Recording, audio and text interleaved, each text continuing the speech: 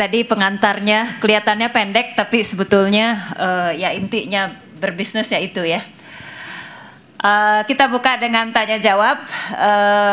Mungkin sesi pertama 4 pertanyaan dulu ya. Satu-satu aja. Oh, satu-satu supaya nggak usah dicatat ya Pak ya. Anggap diskusi ya. Baik, siapa mau mulai dulu? Saya mulai dari kiri, silahkan. Selamat malam Pak, saya Kelvin dari PT Transporindo Pak. Tadi Bapak bilang memilih karyawan itu kita lihat dari karakter dan passionnya Pak ya. Ini bagaimana Pak kita mengetahui karakter seseorang Pak pada saat interview? Terima kasih Pak. Bohong kalau kita bisa menilai orang waktu kita interview. How can we know people waktu sejam? Apa yang kita lakukan adalah cek backgroundnya. Kan kalian di HRD diajarin 360 derajat kan? Mungkin ahli HRD, betul nggak? 360 degrees review kan? Dia kan punya track record di perusahaan yang lama. Kenapa nggak dicek di perusahaan lama? Itu adalah the best informasi. Tanya bosnya, tanya bawahannya, tanya koleganya. You get the right information. How can you judge people in one interview, 3 interview? Orang bohong pun pura-pura, how do you know? Orang licik, orang benar, how do you know? Jadi cek backgroundnya. Cek kawan-kawannya. Orangnya politik enggak? Orangnya egoistis enggak? Orangnya punya abundance mentality atau enggak? Kadang-kadang kita ngecek temen tuh, tanya, dia main golfnya licik enggak? Iya. Ada orang teman, bolanya dipindah-pindahin. Kalau di golf aja bola-bola dipindahin, lebih-lebih di kerjaan. Very simple things kan. Track record, reputasi. Karena gini kan, saya selalu bilang ke anak buah, kalau kamu mau maju, samalah kalau mobil tuh punya brand name yang lebih bagus kan lebih baik. What is your brand name? Kamu dan yang muda ini, what is your brand name? What is your reputation di lingkungan kamu? Jagalah reputasi. Kalau saya nggak punya reputasi yang baik, nggak akan dipanggil sama Pak Khairul Tanjung, sama Pak Arwin Rashid yang sampai sekarang saya nggak pernah lupa itu. Dikasih berapa triliun, silahkan. Hanya perlu taken personal guarantee aja. Nah, yang penting bagi kalian, what is your brand name in life? Oke, berikutnya dari tengah barangkali. Silahkan di belakang. Assalamualaikum warahmatullahi wabarakatuh. Nama saya Samsul Munir. Kebetulan saya mengikuti jejaknya Pak Teddy hanya di Kadin saja. Saya ada urusan dengan teman-teman grup masih tumbuh. Karena itu malam ini saya hadir untuk mendengarkan ceramahnya Pak Teddy. Sukses Pak Teddy luar biasa. Tetapi tidak semua orang bisa mengikuti kesuksesan Pak Teddy. Saya khawatir malam ini kalau ikut semua kesuksesan Pak Teddy, maka banyak orang kaya ada malam ini. Ya, karena itu hanya saya hanya ingin mengikuti jejaknya sedikit saja dari Pak Teddy. Saya ingin partisipasi pekerjaan di Adaro. Kalau saya ikut partisipasi pekerjaan 1% saja di Adaro, saya mungkin bisa menjadi kaya di kampung saya, terkaya di kampung saya. Jadi saya mohon waktu Pak Teddy, saya ingin presentasi satu kegiatan dengan Pak Teddy saja. Terima kasih. Kan gini.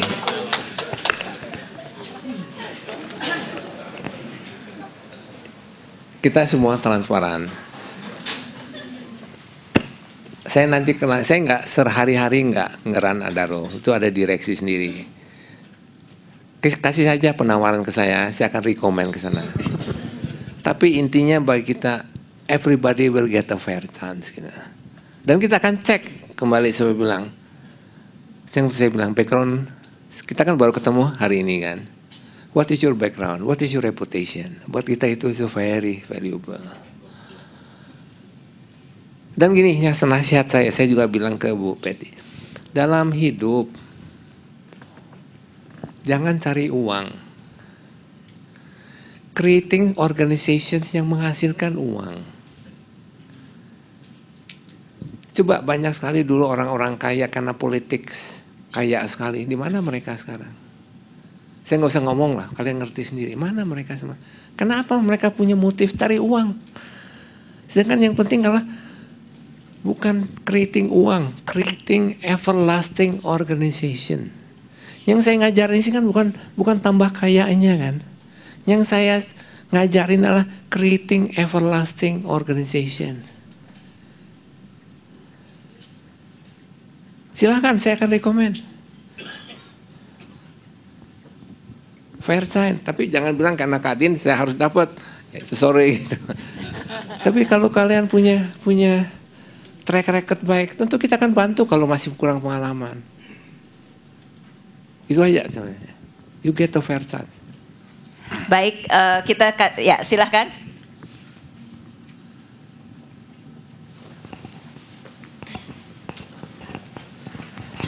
Baik, selamat malam Pak Teddy, Bu Betty. Saya Bintang dari Dewata Group. Kebetulan kami juga ada anak perusahaan di properti dan core kami di batu bara seperti Adaro. Saya punya 3 pertanyaan Pak, mumpung kesempatan langka. Yang pertama, saya mengikuti artikel Bapak di SWA bahwa Triputra ini Bapak beri strategi dengan restrukturisasi sehingga bisa growth-nya cepat. Boleh kami di sini semua diberikan tips-tips bagaimana kunci sukses dalam restrukturisasi tersebut sehingga menghasilkan result yang baik. Itu pertama. Yang kedua, tadi Bapak bilang talent number 1. Pertanyaan saya juga mengikuti, tadi saya baca putra Bapak dalam proses masuk ke perusahaan Bapak di-experience-kan dulu di luar negeri. Nah, ini mungkin sebagai pertanyaan loh, Bapak bilang talent tapi anaknya kok experience dulu gitu, baru masuk gitu. Itu pertanyaan kedua. Terus yang ketiga, satu dulu nggak? Kalau nggak lupa lagi pertanyaan pertama. Oke. Coba yang pertama apa? Kita diskusi aja, jadi kita relax aja gitu. Yang pertama apa?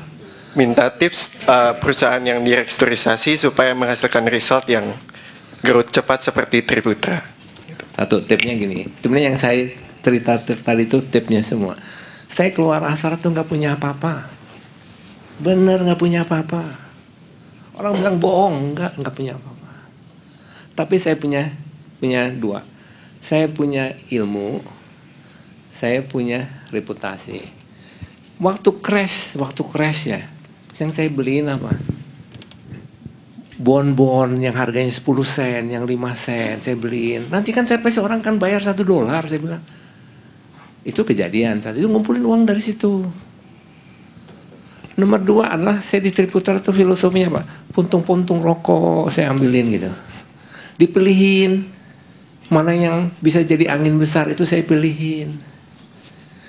Sama, create keunikan geber. Create keunikan geber.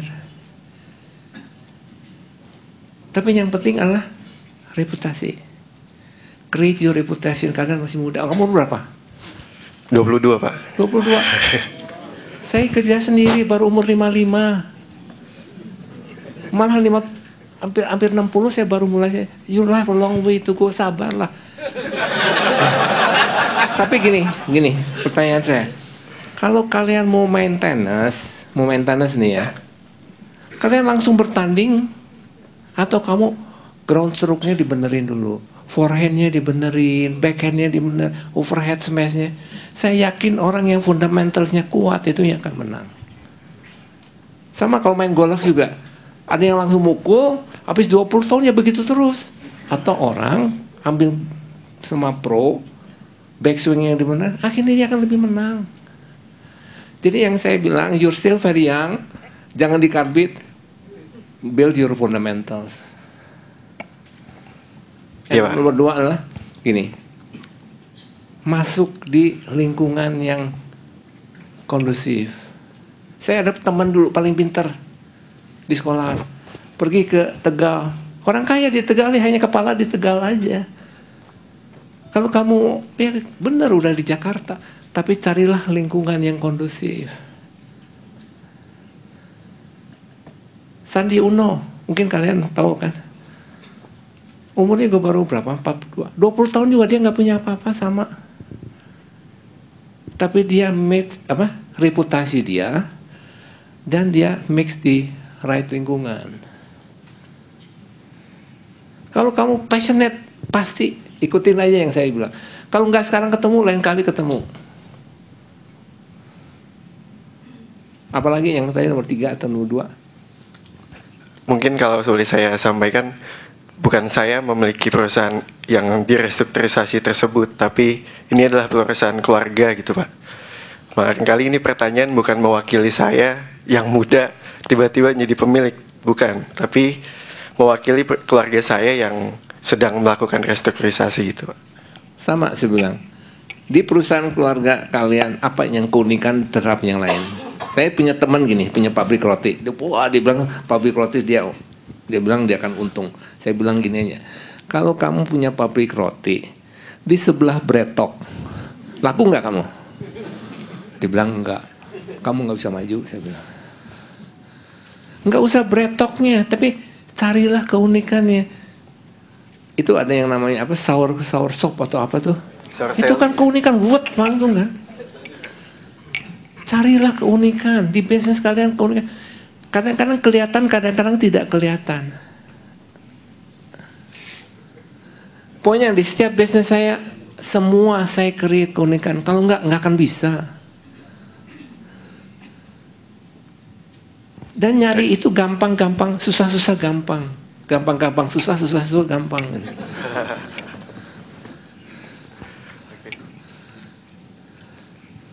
Apalagi? Yang kedua tadi paradigma talent. Saya mengikuti artikel di SWA juga, anak bapak tidak seonyong-onyong langsung ditempatkan di tempat yang di top level atau sebagainya, padahal itu anak pemilik gitu kan. Tapi di situ justru diberikan kesempatan experience dulu ke luar negeri. Nah ini mungkin ada bertentangan dengan tadi yang Bapak bilang talent nggak apa-apa, experience number 2 gitu.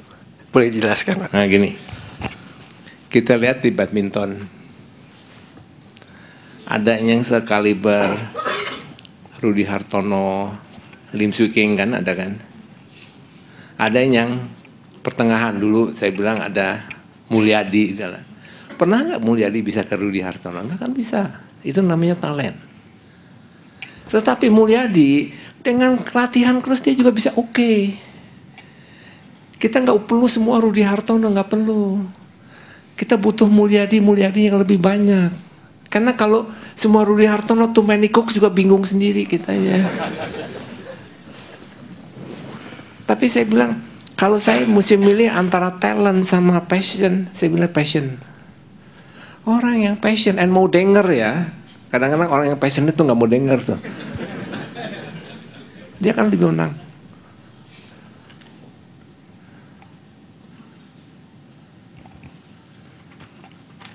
Kejawab nggak? Gini saya cerita mengenai anak pertama saya. Ya mungkin mulai dengan kasus putranya Bapak gitu. Ini ya.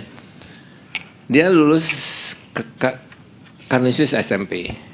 Saya masukkan dia di boarding school di Washington.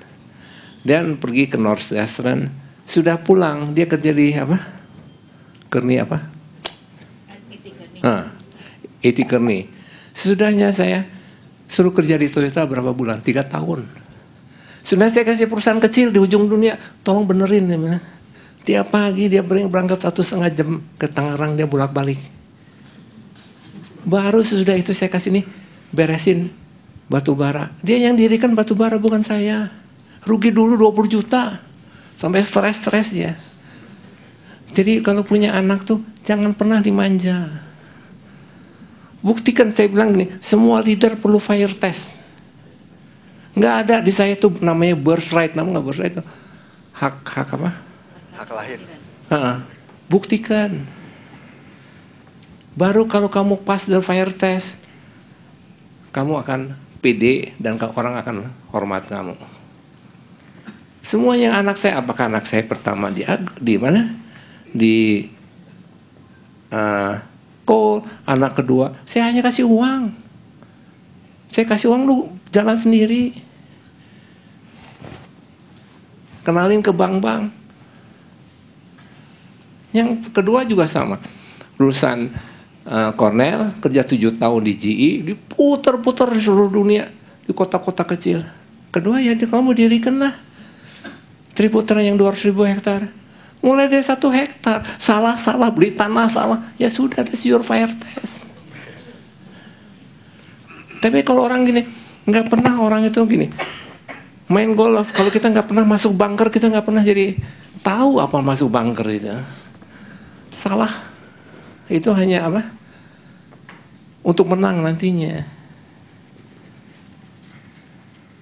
Kalian muda, apa sih yang kamu menang dari saya? I don't have time. You have time. Tapi use your time sebaik mungkin.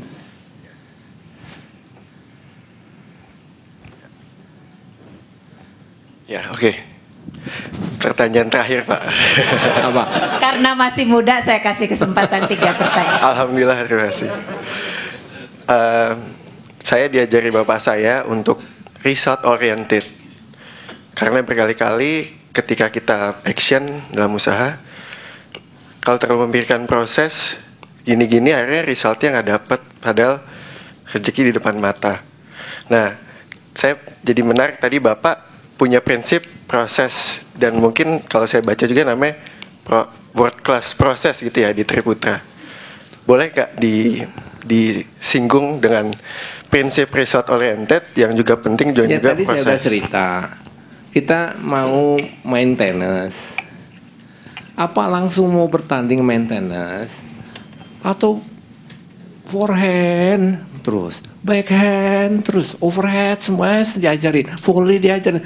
Nanti habis 5 tahun siapa yang menang coba? Jadi pertanyaannya, mana yang menang, yang proses baik atau yang result baik?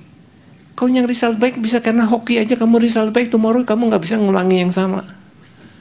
Tapi kalau kita main tenis fundamentals kamu bagus, nanti kamu akan juara, tetap juara. Nggak ada perkataan kebetulan. Baik, saya paham, ini Pak. saya disagree sama Bapak. Oke, jadi saya tangkap bahwa prinsip Bapak itu untuk winning di jangka panjang dan sustainable gitu ya, Pak? Oke. Baik, terima kasih inspirasinya. Baik, kita kasih kesempatan dari sisi di depan dulu ya. Aduh, oh ya dari belakang deh, kayaknya mau nangis tuh. Udah dari tadi ya.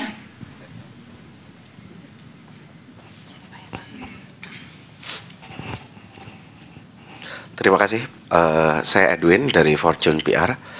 Sebenarnya saya lagi nggak enak badan sih, cuman karena udah nungguin acara ini dari beberapa minggu yang lalu, jadi saya paksain untuk datang. Saya itu bukan ini Pak, saya bukan orang yang berorientasi pada material, jadi saya cenderung nggak butuh jadi orang kaya gitu lah. Saya lebih pingin saya membuat perubahan, terutama perubahan yang ke arah yang lebih baik itu. Nah, seperti Bapak, saya juga berpindah-pindah ke beberapa tempat dan memasuki lingkungan-lingkungan yang berbeda. Dan kadang-kadang upaya kita untuk membuat perubahan menjadi lebih baik itu terhambat oleh corporate culture yang sudah terbangun bertahun-tahun di tempat tersebut gitulah. Itu sebaiknya langkah-langkah apa yang bisa saya lakukan? Oh ya, saya juga punya 2 pertanyaan sih, tapi 1 dulu deh. Terima kasih Pak. Ini, to make changes, kamu kan mau make changes ya. To make changes, what do you need? You need only one, power. Untuk mendapat power apa? You have to become CEO. Percuma kamu bilang, saya want to make changes, tapi you don't have power. Waktu di Astra, saya tuh masuk berapa ya? Mungkin pegawai nomor 16 lah. Di garasi mulainya. Setiap tahun saya bilang, saya mau jadi CEO. Kenapa saya mau jadi CEO? Saya bisa melakukan perubahan. Tanpa saya jadi CEO, tanpa saya nggak punya power. To make changes, you need power. Untuk contribute, kamu harus jadi kaya. Untuk bisa ngajarin orang, kamu harus pintar. Jadi kalau kamu make changes hanya di bawah, forget it. Impact-nya kecil.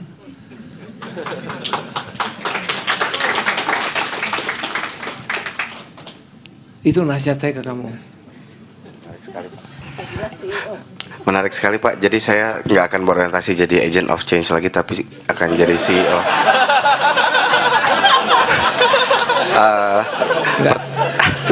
Ujungnya nggak berubah. Caranya yang berubah. Oke. Ya. Pertanyaan yang kedua Pak. Tadi kan Bapak bilang dalam rekrutmen, terutama kita nggak akan mungkin menemukan jati diri seseorang, calon staff kita, calon pegawai kita dalam 1 jam gitu loh. Kita cek track recordnya. Saya sudah pernah melakukan itu untuk merekrut tim saya gitu loh. Saya cek track recordnya dan hasilnya sepertinya orang ini mestinya tim player yang sangat baik. Tapi ketika dia bergabung di tim saya, ternyata orang ini menjadi KPI-nya nggak tercapai dan menjadi rantai yang paling lemah di tim gitu loh. Itu sebenarnya kesalahannya kira-kira apa yang terjadi ya Pak ya? Gini, never jump into conclusion. Kamu harus tanya persis ke orangnya. Kamu nilai kenapa dia dulu dia sukses, sekarang dia nggak sukses. Tanya ke dia. Apa dia ada perusahaan keluarga, masalah keluarga, apa dia kurang uang, apa dia sakit, tanya. That's why saya selalu bilang ya, saya punya CEO ya, saya bilang ke CEO saya, kalau kamu ngerubah anak buah kamu, CEO yang lain kan, kamu udah klik nggak sama dia? Kalau kamu nggak tahu persis perasaan hati dia, you will not change him. Harus ada pertemuan hati ke hati. Harus dia benar-benar terbuka sama saya masalahnya ini. Ada nggak trust level itu yang kamu dirikan? Yang tadi Ibu Betty bilang trust level itu yang paling utama. That you have to earn. Kalau dia ada trust, dia akan cerita semua. Then you can make a decision whether he is the weakest link atau enggak.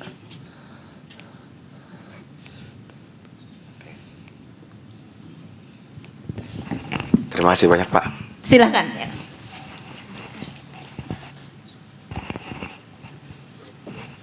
Terima kasih. Pertanyaan pertama tadi udah terjawab ya untuk make changes. Kemudian masih ada tersisa 2 pertanyaan lagi Pak. Kalau kita lihat dari cerita Pak Teddy ya, dari awal bikin perusahaan gede, terus bikin perusahaan lagi, gede lagi, bikin perusahaan gede lagi gitu ya, sampai sekarang. Sebenarnya apa sih yang Bapak cari dalam hidup gitu ya? Kok bikin perusahaan terus gitu Pak? Dan pernah nggak Bapak mengalami kondisi di mana Bapak bertanya, it's all wrong gitu loh Pak, bahwa semua yang sudah saya buat sekarang ini bukan sesuatu yang sebenarnya saya benar-benar inginkan gitu. Ya, Pak. Tadi saya minta Ibu Betty yang nanya pertanyaan gini. Ini kan akhirnya saya udah cukup aja lah. Apa sih yang drive me bangun pagi, pulang malam, nanti juga pulang nggak tahu jam berapa. Gini. Di setiap masa penghidupan kan, itu kan punya quotation favorit. Nah, dulu adalah sukses segala macam. Sekarang mungkin dalam masa senja, saya punya quotation yang buat saya itu drive my life philosophy adalah gini. Ini saya ambil dari Yayasan Filipina yang bikin rumah-rumahnya apa? Buat yang habitat atau apa orang Filipina. Dia punya quotation tuh very bagus ini. Less for self. Ngerti nggak? Less for self. More for others. Enough for everybody. More for others, enough for everybody. Nah, pertanyaannya, will there be enough for everybody? Nggak pernah kan. Kalau kita jalan-jalan, saya selalu bilang kalau ada anak kecil ngetok-ngetok pintu, kamu tanggung jawab nggak? Kalau kita naik rel kereta api, gubuk-gubuk, kamu tanggung jawab nggak? It's not about getting rich, and not about me. It's about us. Saya punya 40.000 pegawai, di antara mungkin 60.000 pegawai. Kalau saya diem, the difference of 60,000. What drives me itu bukan more richer, more apa. That quotation. Carilah higher purpose dalam hidup. Jangan nanti udah kaya beli Ferrari, beli Lamborghini, beli apa. That makes your life fulfillment. Mau bangun pagi, pulang malam, hanya karena itu. Itu aja. Wow.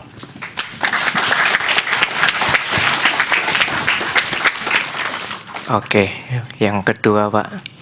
Tadi Bapak menyebutkan buku Good to Great, Jim Collins. Yang mana di situ disebutkan perusahaan-perusahaan yang dibangun akhirnya sampai besar gitu ya. Tetapi pada kenyataannya perusahaan-perusahaan yang dicontohkan di dalam buku itu mengalami kondisi yang terburuk pada saat krisis Amerika 2008 tahun lalu. Misalnya Freddie Mac dan Fannie Mae kalau nggak salah. Nah, artinya kalau begitu tidak hanya Freddie Mac dan Fannie Mae, semua perusahaan besar atau yang nggak besar nggak kecil bisa aja jatuh karena suatu hal yang sama sekali satupun orang di perusahaan itu ngira gitu ya. Kita bisa aja kena sesuatu yang nggak ada yang ngira kita bakalan kayak gini gitu ya. Nah, apakah dalam strategi Bapak bikin perusahaan gede lagi, bikin gede sampai banyak banget gitu, pernah memikirkan gimana caranya supaya perusahaan itu paling nggak bisa sustain lah dari sebuah kekagetan yang nggak ada seorang pun yang ngira gitu. Oke, saya cerita 2 perusahaan, satu Kodak, satu Fujifilm. Dua-dua filmnya ambruk, Kodak bangkrut, Fujifilm. Kenapa? Kamu baca juga apa di yang tadi Great by Choice. We should be paranoid. Kenapa? Apa? Korea Selatan tuh maju terus, paranoid nanti diserang sama Korea. Kenapa saya tadi bilang habis-habisan hajar your competitor. Karena one day kalau mereka bisa tumbuh akan ngehantam kita. It's about survival. Kita harus dalam bisnis harus paranoid. Gak bisa arifi tenang-tenang, gak bisa. Selalu pikir wan gang kuatkan gorong. Namanya di tiap perusahaan namanya manajemen risiko kan. Itu yang analis apakah teknologi, apakah ini. Coba di mana di IBM. Personal computer dulu paling jago. Itunya apa? DEC. Terusnya Wang, habis semua kan. It can happen. Lebih-lebih di teknologi. Natural untuk apa? Ya, be paranoid. Nggak pernah bilang kita arifi itu nggak pernah dalam bisnis.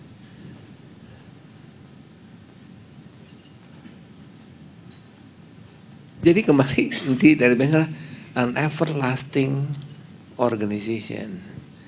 It's a living organization. Living organization apa? Harus dipupukin, harus dilatih. Jangan diperesin perusahaan, harus dibalik. Saya baru tadi bilang, mana yang lebih penting, keluarga atau perusahaan? Saya bilang ke Ibu Betty, saya dimarahin, saya bilang perusahaan. Kenapa? Keluarga tanpa perusahaan, you're nothing. Saya tanpa ada track record apa namanya, Astra apa namanya, who am I? Yang saya punya reputasi dikit karena the organization yang saya ikut dirikan kan, bukan dirikan, ikut mendirikan. Jadi mana yang lebih penting? Perusahaan harus jaga mati-matian karena itu yang memberi penghidupan. Cara pikirnya kan terbalik. Orang bilang, peraslah perusahaan buat hidup enak. Jangan. Kita korbankan semua buat perusahaan supaya dia itu mandiri dan everlasting. Itu cara berpikirnya. Even itu pun nggak ada jaminan everlasting. Dibalik-balik mikirnya. Baik, kita balik ke sana dulu. Baik, di belakang tuh silakan.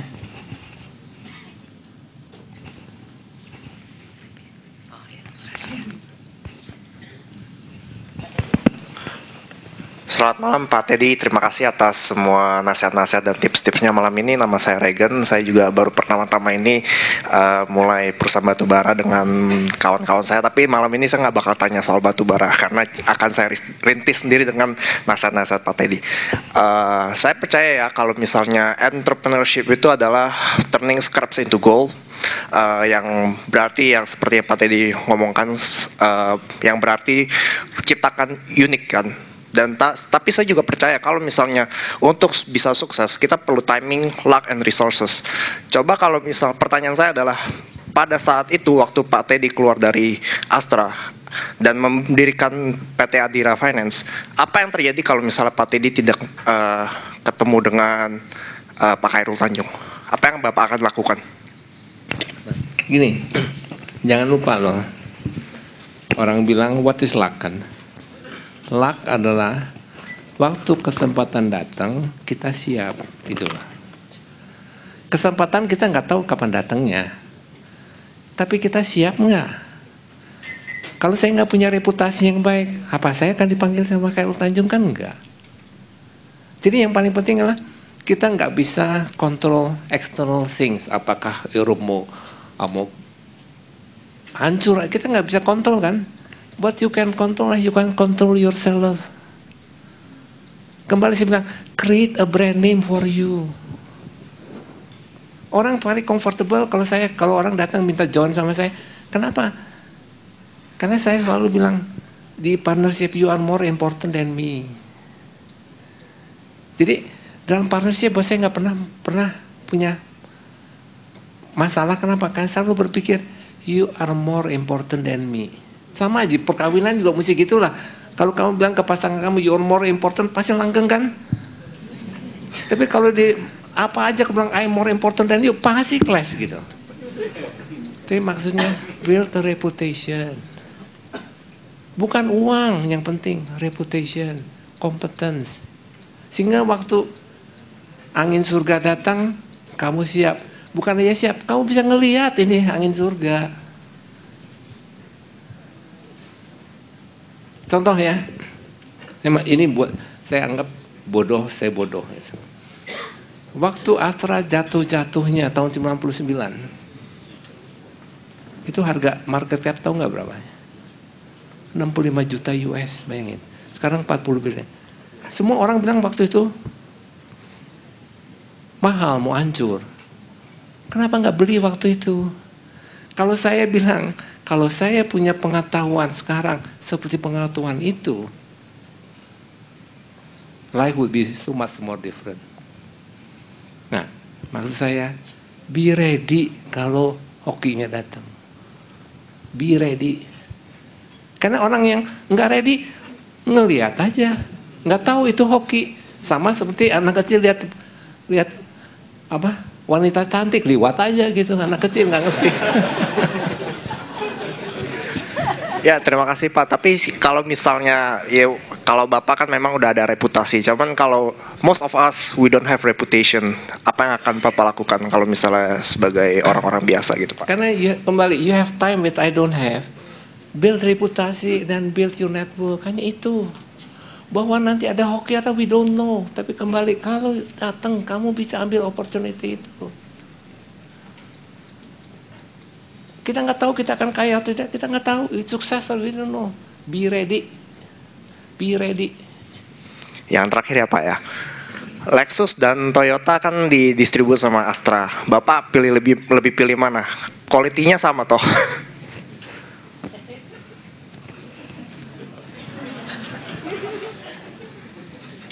Nggak tahu nih arah questionnya kemana. Nggak tahu arah questionnya kemana. Maksud saya adalah Lexus dan Toyota adalah bikinan perusahaan yang sama gitu loh. Dan Lexus punya branding kan jauh lebih kuat dan harganya juga beda. Tapi kualitas saya yakin sih tidak beda jauh gitu maksud saya. Tapi ya kalau misalnya Bapak sendiri nih sebagai pembeli, apakah Bapak akan pilih Lexus atau Astra? Gini, saya kerja di Astra dari saya mulai manajer sampai sekarang, mulai dari pertama saya naik skuter, tentunya naik Corolla, tentunya naik Crown sampai sekarang. Tapi di terakhir Toyota itu pintar, Crown-nya dikecilin supaya dimaksa kita naik Lexus. Pertama kali saya hidup, saya beli Lexus. Mungkin 30 tahun saya naik Crown terus. Jadi maksudnya gini, hidup tuh nggak usah berkelebihan, secukupnya aja. Saya cerita satu ya. Kan saya bilang, kita create an everlasting perusahaan. Everlasting perusahaan itu hanya bisa kalau shareholdernya kuat. Saya udah bilang ke anak-anak saya gini, saya udah bikin will, terbuka, kamu protes enggak? Saya ada 3 anak perempuan, 1 perempuan, 1 anak, 1 perempuan, 2 laki. Saya bilang ke anak perempuan, kamu dapat kurang ya, minta izin, karena yang laki kerja. Transparan semua. Tentunya saya bilang gini, saya ketiga perempuan saya kumpulin gini, ini perusahaan bukan buat kamu. Ini perusahaan hanya kamu take care aja for the next generation. Kamu ambil cukup aja, jangan berkelebihan, jangan mikir beli Lamborghini, jangan beli Ferrari. Secukupnya. Anak saya juga pakai Alphard ya.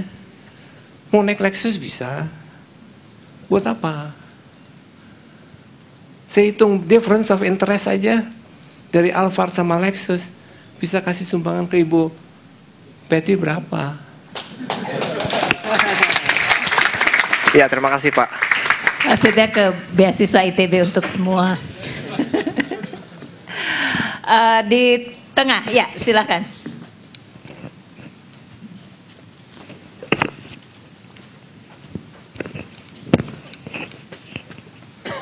Terima kasih Pak Teddy.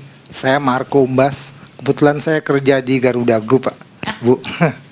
Jadi kebetulan saya ada assignment di beberapa tempat di Eropa maupun di Jepang. Tapi tadi yang mungkin menjadi pertanyaan saya, tadi Pak Teddy katakan tahu arah angin. Indikatornya apa sih Pak? Kenapa buka palm oil, coal itu kan mungkin sekarang baru baik, tapi 5 tahun 6 tahun yang lalu kan mungkin ya biasa-biasa. How you can membaca gitu, karena itulah pintu masuknya. Kalau kita salah membaca angin, ya tentunya kita nggak bisa berkembang. Pertanyaan pertama, kalau boleh, makasih. Satu dulu. Gini, itu ada namanya Lukas ya, tadi anak buah saya. Tahu nggak? Setiap hari kalau saya bawa kantor majalah sama koran saya berapa banyak? Segini. Itu habis. Jadi saya baca, ngomong sama orang, supaya ilmunya itu lebih banyak. 6, 7, 8 tahun yang lalu itu sudah ada artikel bahwa yang akan kekurangan di dunia itu 2 hal, food sama energi. Nah, orang yang baca artikel itu ya dia bisa recognize itu arahnya. Tapi orang yang nggak baca, how can he know? Dia bilang farmland will become so expensive. Sama seperti 3 tahun yang lalu orang bilang harga tanah di Indonesia akan naik. Sekarang sudah naik, akan naik lebih cepat lagi. Yang tahu informasi itu, ya dia beli saham.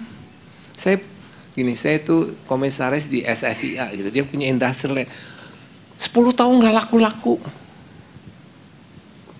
Tapi kita tahu bahwa anginnya itu akan investasi Indonesia dalam waktu 3 setahun harga sahamnya 3 kali lipat. Kalau punya tahu itu kan kita beli duluan kan. Nah, maksud saya itu be ready itu bukan be ready. Bacalah sebanyak mungkin. Ngomonglah atau gaulah sama orang-orang pintar.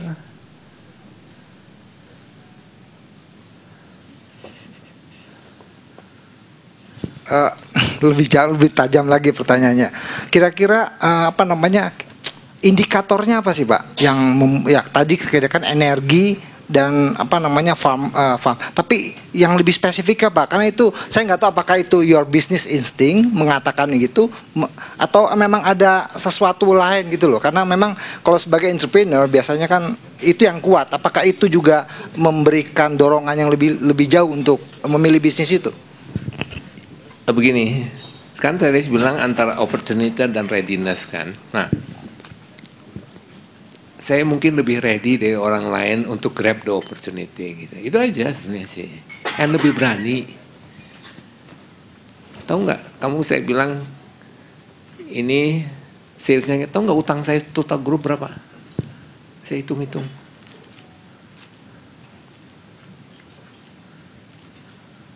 40 triliun. Apa saya bisa tidur? 40 triliun, mau nggak kamu nanggung 40 triliun?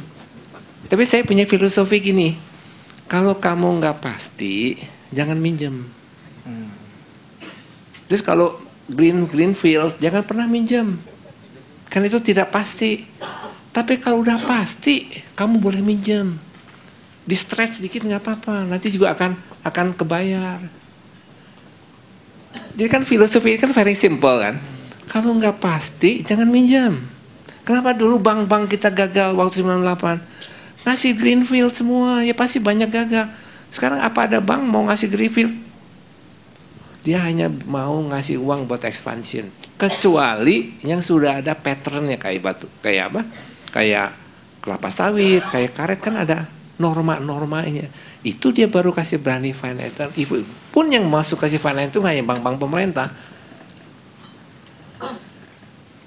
Ya tren ini seperti saya bilang, baca banyak, gaul banyak. Bukan gaul with the right people. Gaul sama orang-orang pintar, jangan sama orang-orang bodoh. Kalau orang bodoh yang passionate boleh dong Pak.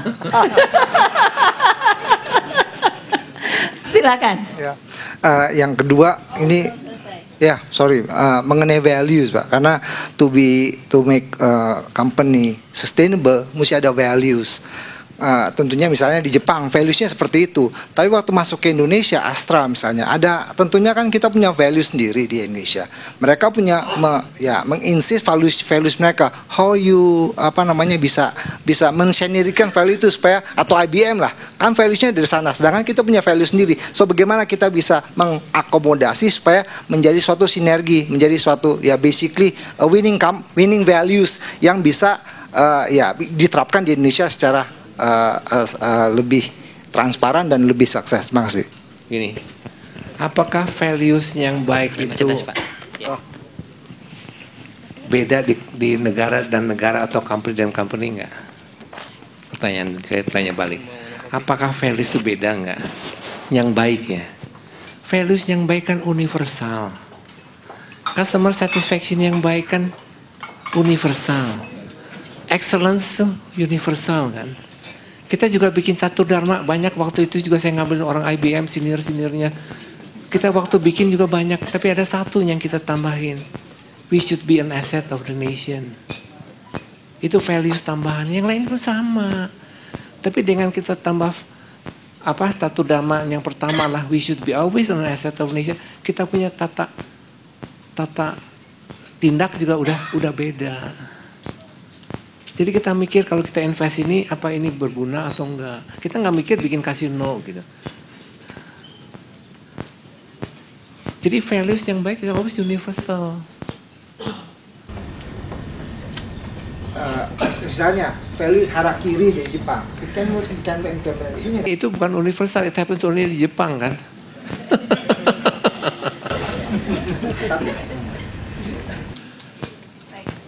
Tapi jangan harakirinya yang penting, tanggung jawabnya. Jangan dilihat harakirinya, tanggung jawabnya. Kita di sana kalau ada train yang tabrakan, dia mengundurkan diri. Sini cari alasan supaya jangan dimulai. Values itu yang harus dilihat, beyond the harakirinya. Supaya bisnis ini menjadi market leader, produk kita harus unik. Tapi produk kita unik, tapi tidak disupport dengan sistem yang baik, proses yang baik. Dan juga tentunya seperti Astra yang lakukan, itu competitive advantage daripada people-nya. Karena saya lihat Astra walaupun di top management diganti siapapun, tetap menjadi the leader company, menjadi market leader.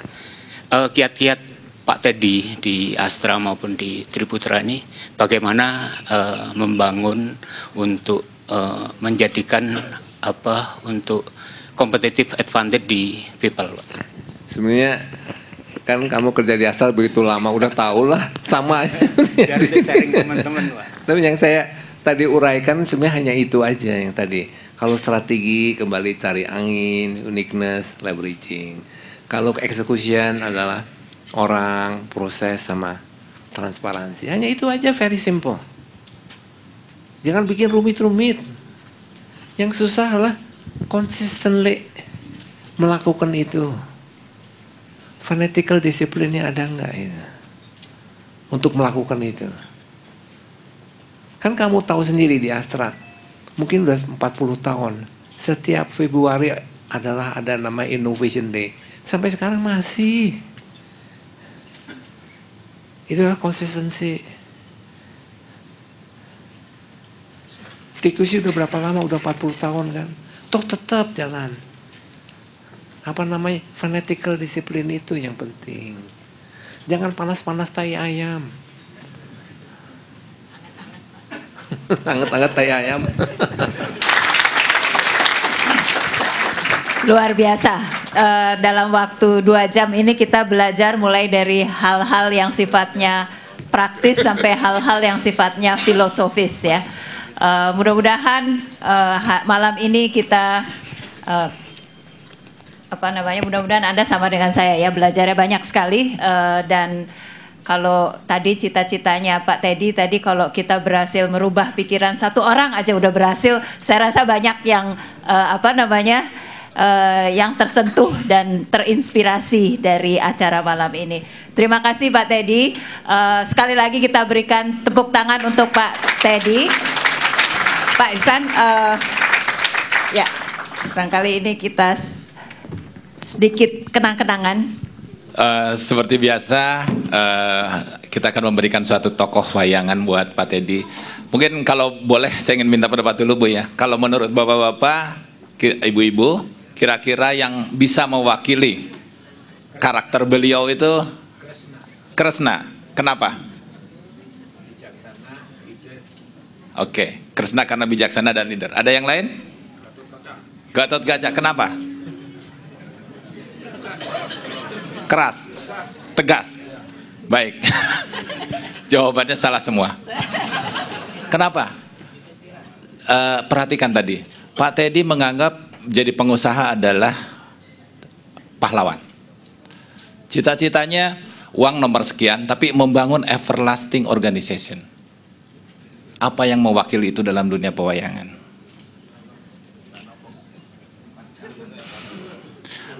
Tree of Life, pohon kehidupan, yang selalu jadi pembuka dalam wayang dan juga jadi penutup dalam wayang. Dan pohon kehidupan itu adalah juga mewakili perpaduan antara dunia yang di atas sana dan kearifan di dunia. Jadi kami mengira bahwa itu adalah hal yang cocok buat Pak Teddy. Everlasting Organization, Tree of Life. Berarti silakan. Ini akan jadi apa? Jadi tempat terhormat di kantor. Pesan-pesannya Pak Ihsan nggak lupa. Terima kasih Pak Teddy. Terima kasih semua ya. Baik Bapak Ibu sekalian, terima kasih sekali lagi Pak Teddy. Dan atas nama Warta Ekonomi, atas nama Warta Ekonomi dan QB Leadership Center, kami juga mengucapkan terima kasih kepada para pendukung acara ini, yakni Asaren dan kemudian Bank BRI dan juga Ikatan Alumni ITB. Bapak dan Ibu sekalian, kita akan berjumpa lagi pada bulan April dalam sebuah acara yang nanti akan kita sampaikan kepada Bapak dan Ibu sekalian. Sekali lagi kami mengucapkan terima kasih atas kehadiran Bapak Ibu sekalian di acara Leadership Series ini. Selamat malam.